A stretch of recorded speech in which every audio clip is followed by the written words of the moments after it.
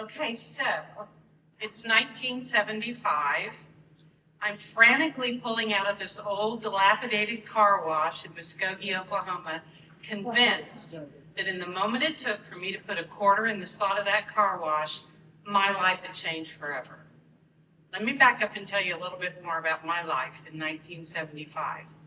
You see, my dad was old school. He was convinced that all the professors at OU were liberal, pot-smoking communists. So therefore, my dreams of going to OU dashed. Instead, he gave me one option, a 2-year degree in secretarial science from OSU. So my mind-numbing curriculum, typing, shorthand, dictation, filing, which basically is the ABCs, if you want. And the most challenging of all, how to use a calendar. So, needless to say, somewhat uninspired and unchallenged, I drank a lot of beer, I skipped class, I watched every episode of All My Children, I flunked out, and ended up right back home by the end of the year. So now I find myself working in a men's clothing store in Muskogee. Still, not exactly the riveting career I was looking for, but I was making the best of it. So one day I'm looking out the window when Mr. Big, we'll call him, the store owner, pulls up to the front of the store in his brand new 1975 yellow Cadillac Eldorado. Oh my God, this car was gorgeous.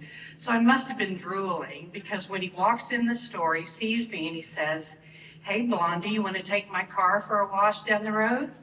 I said, "Hell yeah." So he tosses me the keys to the Cadillac, gives me a handful of quarters, and off I go.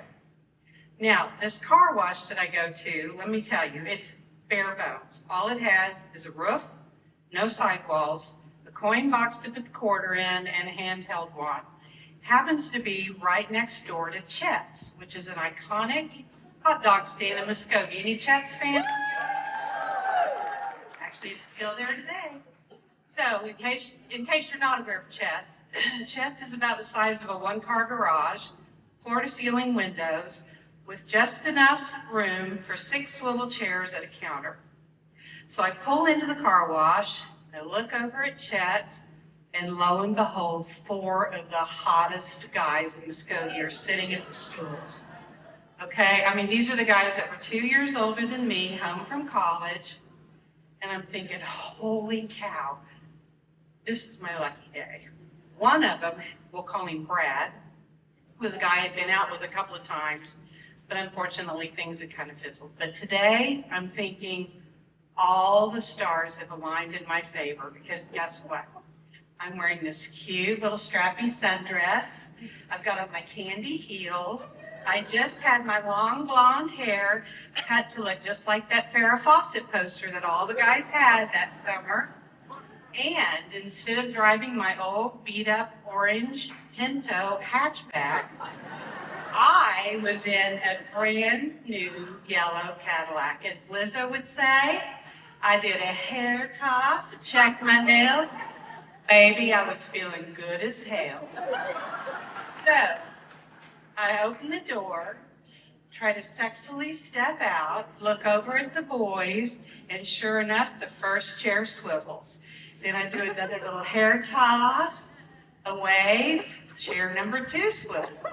He elbows chair number 3, he swivels, and finally, elbow deep in a chili cheese dog, Brad turns his chair. I had the undivided attention of all 4 guys. Ladies and gentlemen, it was like an episode of The Voice. All judges had turned their chairs, and I wanted to join Team Brad. So, now's the time, right? So now imagine, close your eyes, try to imagine the sexiest car wash scene you've ever seen. Okay, well guess what? This is about to unfold like anything you can imagine. So I begin to sexily saunter over to the coin box with my quarter. I put the first quarter in, and that's when it happened. The moment I'll never forget. You see, the car wash was malfunctioning.